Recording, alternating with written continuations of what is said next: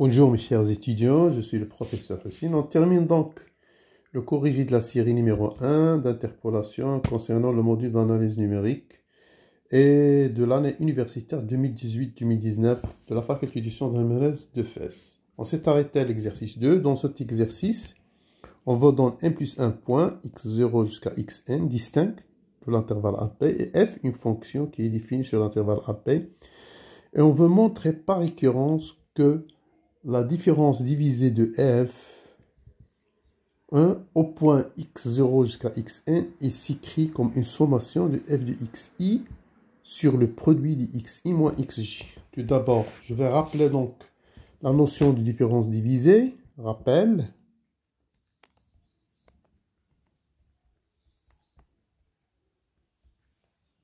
Voilà. On appelle différence divisée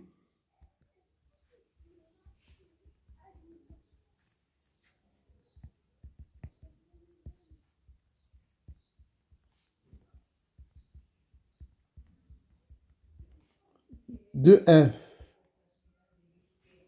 au point xk jusqu'à xp, la quantité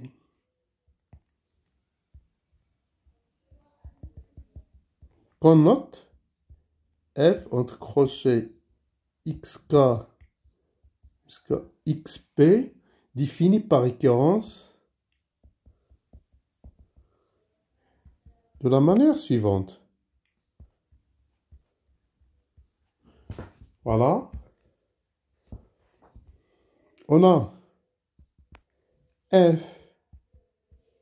de xi entre crochets, c'est exactement l'image de xi par f, avec les i entre 0 et n.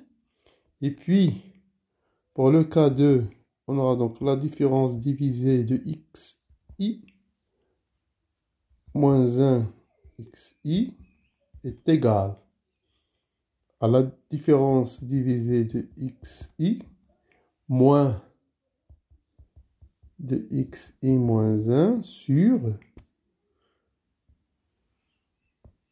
voilà, donc xi moins xi moins 1. Et finalement, dans le cadre général, la différence divisée de xk plus 1 jusqu'à xp, ça va être égal à f de la différence divisée de xk plus 1 jusqu'à xp moins f de xk jusqu'à xp moins 1 sur, voilà, donc xp moins xk. Bien sûr, ici, k inférieur strictement à p, et qui sont tous les deux comprises entre 0 et n. Bon, ces différences divisées, ça définissent, si vous vous rappelez donc, ça définissent le polynôme d'interpolation de Newton de la manière suivante. Donc, en utilisant les différences divisées, en utilisant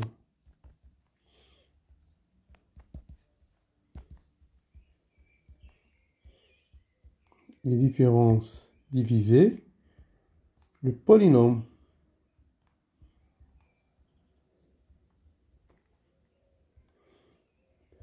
d'interpolation de Newton est s'écrit, voilà, Pn de x, ça sera f entre crochets f de x0, x1, x moins x0, donc jusqu'à la différence divisée de x0 n multiplié par x moins x0, fois donc x moins xn moins 1. Nous, on va donc montrer, on va considérer la propriété Pn suivante, Pn. On va montrer que f de x0 jusqu'à xn, ça va être égal à la sommation i allant de 0 jusqu'à 1 de f de xi sur le produit de j allant de 0 jusqu'à n avec j différent de i de xi moins xj. Et donc, on va faire ça par récurrence. Voilà. L'initialisation. Bon, je vais passer n. Pour n égale à 1. Donc, on aura la différence divisée f de x0, x1. Par définition, c'est f de x0 moins f de x1 sur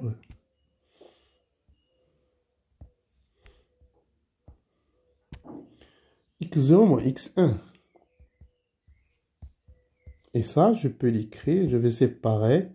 C'est f de x0 sur x0 moins x1 plus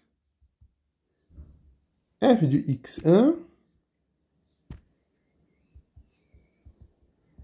mais cette fois-ci, je vais renverser.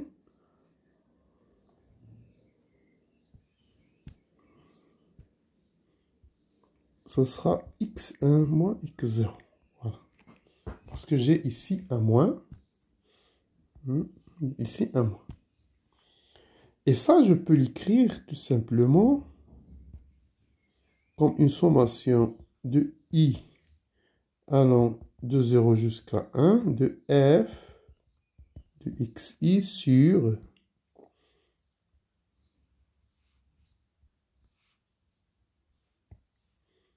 donc le produit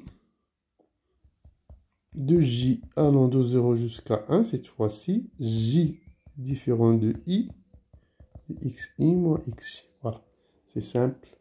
Donc vous prenez les valeurs i égale à 0, ici, dans cette sommation. Prenez i égale à 0, donc le produit ici, ça sera de j différent de 0, donc ça sera x0 moins x1, vous trouvez ça.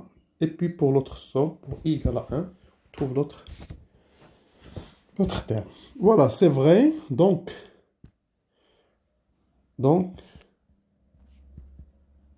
Pn est vrai pour n égale à 1. Supposons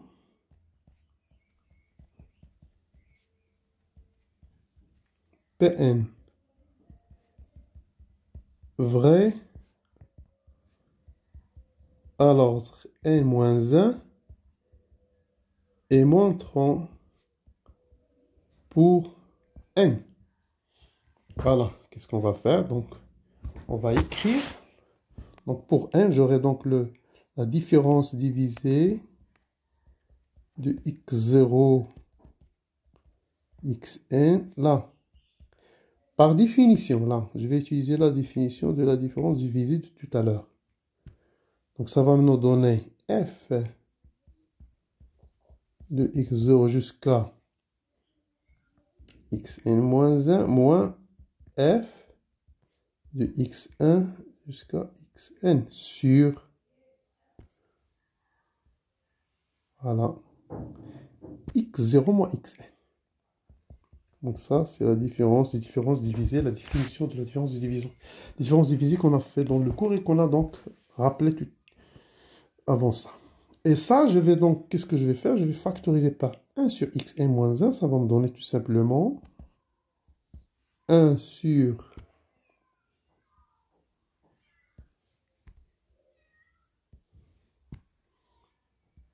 x0 moins xn facteur f de x0 jusqu'à xn moins f de x1.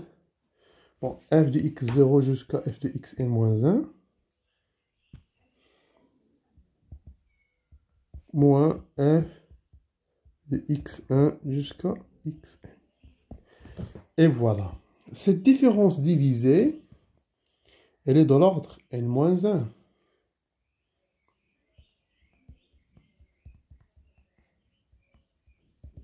Et celle-là aussi, elle est d'ordre n-1. Donc on applique l'hypothèse de récurrence à ces deux-là. On applique.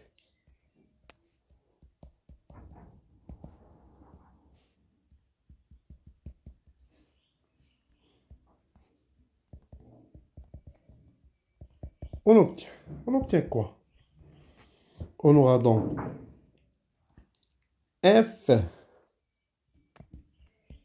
différence divisée de x0 jusqu'à xn, égale 1 facteur 1 sur x0 moins xn,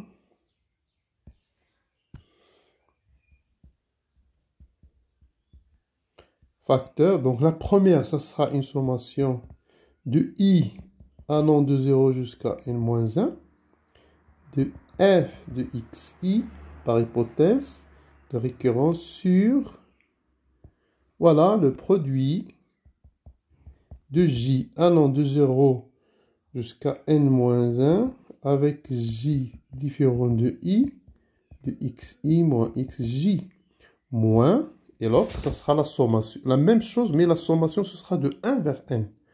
De 1 jusqu'à n, pardon. De i allant de 1 jusqu'à n, de f de xi sur, voilà, le produit de j allant de 1 jusqu'à n, j différent de i, de xi moins xj. Voilà. Parce qu'on a factorisé par 1 sur x0 moins xn. Bon, qu'est-ce que je vais faire maintenant? Regardez, la sommation ici commence par i égale à 0 et là par i égale à 1. Donc ici, je vais faire sortir l'indice, hein, le terme d'indice 0. Et là, ça se termine à n-1, la somme, et ça se termine à n. Donc je vais faire sortir le terme en n ici. Voilà, c'est ce qu'on va faire. Donc,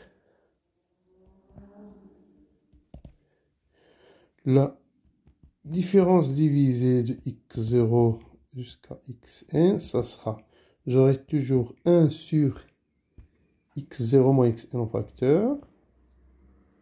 Voilà.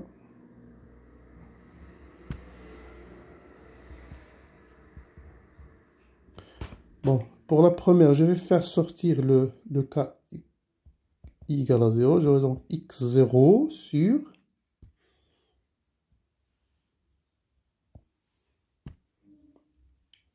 le produit de j égale à 0 jusqu'à n-1, j différent de 0, donc i là c'est égal à 0, x0 moins xj. Et l'autre, ça sera moins, pour le cas ici n, j'aurai donc f, je sors le terme en n, f de xn sur le produit de j allant de 1 jusqu'à n, j différent de i, ici, notre i, on a dit, c'est n, j différent de n, et là, donc, ce sera xn moins xj. Plus, donc, le reste. Donc, la première sommation, ce qui reste de la première sommation, ça sera donc une sommation sur i allant de 1 jusqu'à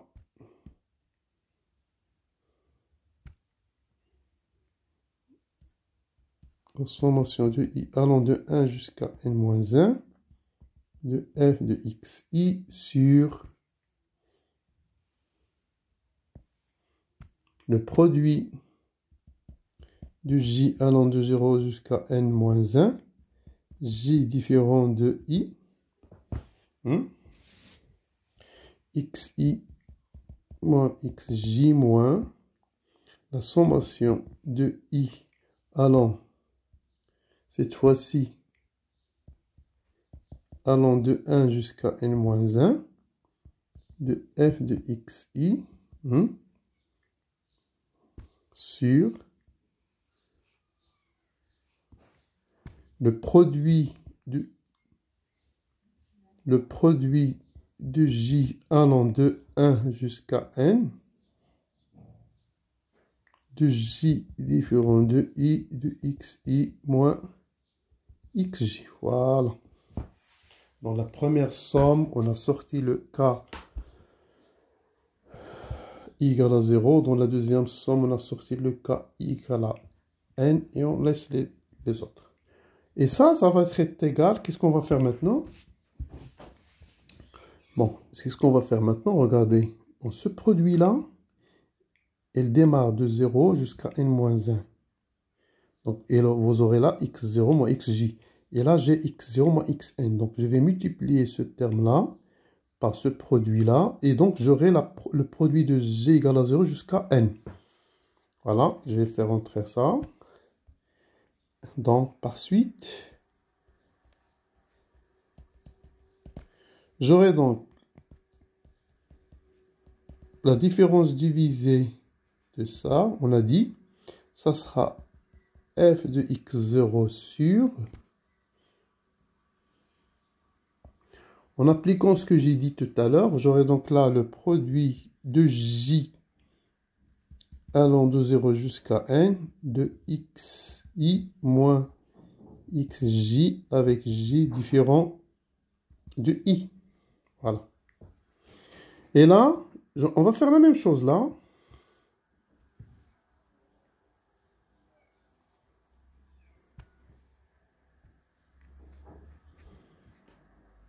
Pardon.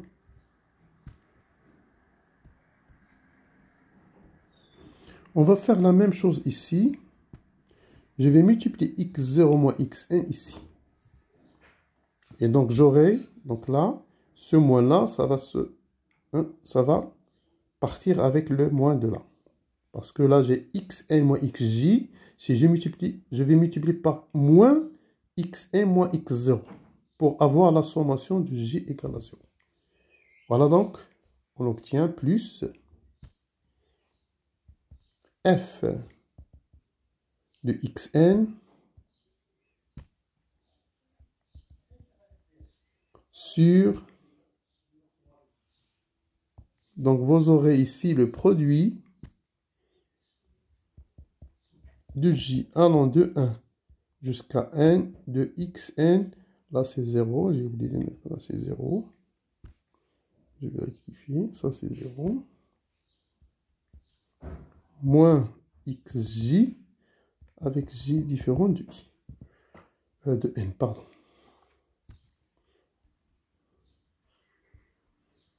Là, c'est x différent de 0. Et là, j différent de n. Voilà, ça vient de là. Hein. J différent de 0, j différent de n. Eh bien, qu'est-ce qui reste? Et là, qu'est-ce que je vais faire? Là, je vais mettre au même dénominateur. Regardez, qu'est-ce qui manque là? J'ai la sommation de j égale à 0 jusqu'à n-1. Et donc, pour aller jusqu'à n, je vais multiplier par quoi? Xi moins xn. Et en haut, je vais multiplier par xi moins xn. Et là, j'ai la sommation de 1 jusqu'à n. Il manque le terme 0. Donc, je vais aller de xi moins x0. Et je vais multiplier en haut xi moins x0. Voilà. Donc, pour mettre le même dénominateur, les produits en bas. Puisque les sommations sont les mêmes. On somme de i égale à 1 jusqu'à n-1 et i. Là, on somme de i de 1 jusqu'à n-1. Et donc, et n'oublions pas ce terme-là. Donc, j'aurai donc plus 1 sur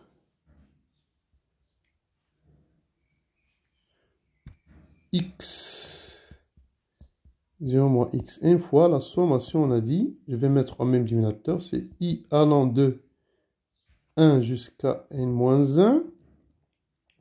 Et j'aurai en haut f de xi facteur. Donc le premier terme, c'est xi moins xn. Xi moins xn. moins xi moins x0. Et voilà, sur. Donc, puisque j'ai fait au même dénominateur, j'aurai en bas le même produit. Donc, vous aurez donc le produit de j allant de 0 jusqu'à 1, j différent de i de xi moins xj. Voilà. Eh bien, ce terme-là, si vous calculez ce terme-là, vous trouvez exactement, on va calculer ici, regardez, donc xi moins xn moins xi moins x0, ça donne x0 moins xn. Donc ce terme, c'est x0 moins xn. Voilà, je peux donc maintenant simplifier par ce terme-là. Ce terme-là. Et ça, qu'est-ce qui me reste? Par conséquent,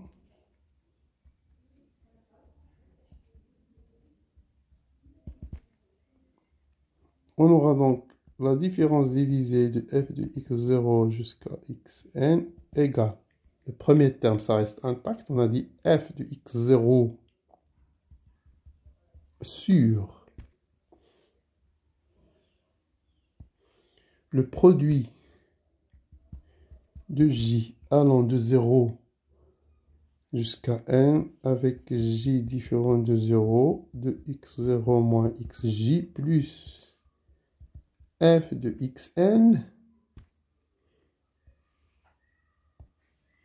le produit de j allant de 0 jusqu'à n, j différent de n de xn moins xj. Et là, j'aurai donc, regardez, la sommation, la sommation de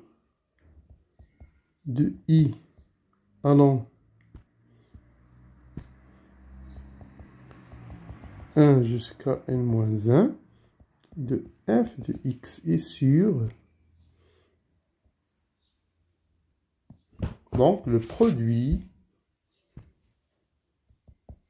de j allant de 0 jusqu'à 1, j différent de i, xi moins x. Et voilà, donc ça c'est exactement, donc cette sommation, ça c'est le premier terme de cette sommation, et ça c'est le énième terme de la même sommation. Conclusion, on a montré donc de f, donc je vais faire entrer les deux premiers termes dans la sommation.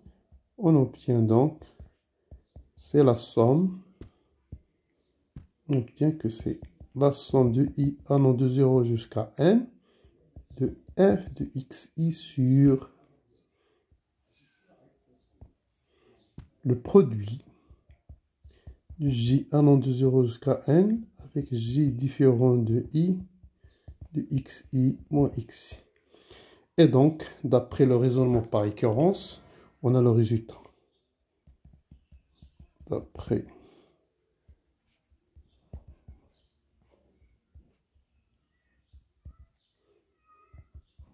par récurrence, on a le résultat.